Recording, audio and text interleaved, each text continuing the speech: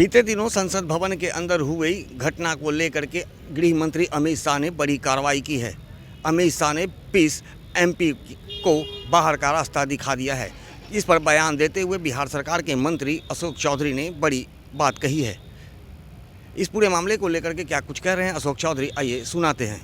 Parliament में की घटना का वो दिन था और दूध का जला मट्ठा भी लोग फूक फूक कर पीता है और कहीं न कहीं पार्लियामेंट की सुरक्षा में चूक हुई है। इस बात से इनकार नहीं किया जा सकता है और पार्लियामेंट की घटना के वर्षगांठ के दिन ही अगर इस तरह की घटना हो, खुदा ना खास्ते कोई बड़ी घटना हो जाती, तो इसका मतलब कहीं ना कहीं सुरक्षा में चूक हुई है और इसको डिनाई नहीं किया जा सकता। जो लोग सवाल पूछ रहे हैं उन लोगों के लिए भी उनका सुरक्षा का सवाल था। सुरक्षा की जिम्मेवारी भारत सरकार के पास है, तो निश्चित रूप से कहीं ना कहीं इन सब सवालों का जवाब गृह मंत्री को देना चाहिए और गृह मंत्री को देश के जो पार्लियामेंट के अंदर लोग थे और जो लोग पार्लियामेंट के भीतर लोगों को भेजते हैं, उन सब के लिए चिंता का विषय था कि पार्लियामेंट अटैक के वर्षगांठ के दिन ही ऐसा घटना कैसे हो गया।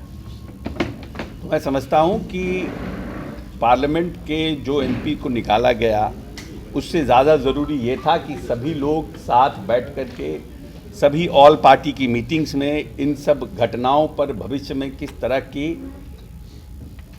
तरह से इसको रोका जाए, इसको किस तरह से हम लोग भविष्य में और कड़ाई के साथ इसका पालन करें, कैसे किसी एमपी के रिकमेंडेशन पर कोई भी व्यक्ति उसके पास पर उसके रिकमेंडेशन पर पार्लियामेंट में जाता है, उसका भी कोई पारदर्शी व्यवस्था होनी चाहिए और इन सब चीज़ों पर चर्चा होनी चाहिए। ये किसी पक्ष और विपक्ष का मामला नहीं है, ये देश के पार्लियामेंट का है और देश के पार्लियामेंट का किसी व्यक्ति विशेष, कोई राजनीतिक दल का पार्लियामेंट नहीं है। आज किसी की सत्ता है, कल किसी की सत्ता होगी। पार्लियामेंट इस देश का है और देश के नागरिक को यह अधिकार है कि पार्लियामेंट हमारा सुरक्षित रहे। जैसा कि आपने सुना कि अशोक चौधरी ने साफ कहा है कि संसद भवन की सुरक्षा में कहीं ना कहीं चूक हुई है, जिसके कारण ही असामाजिक तत्व संसद भवन के अंदर प्रवेश कर इस तरह की वारदात को अंजाम दिए हैं।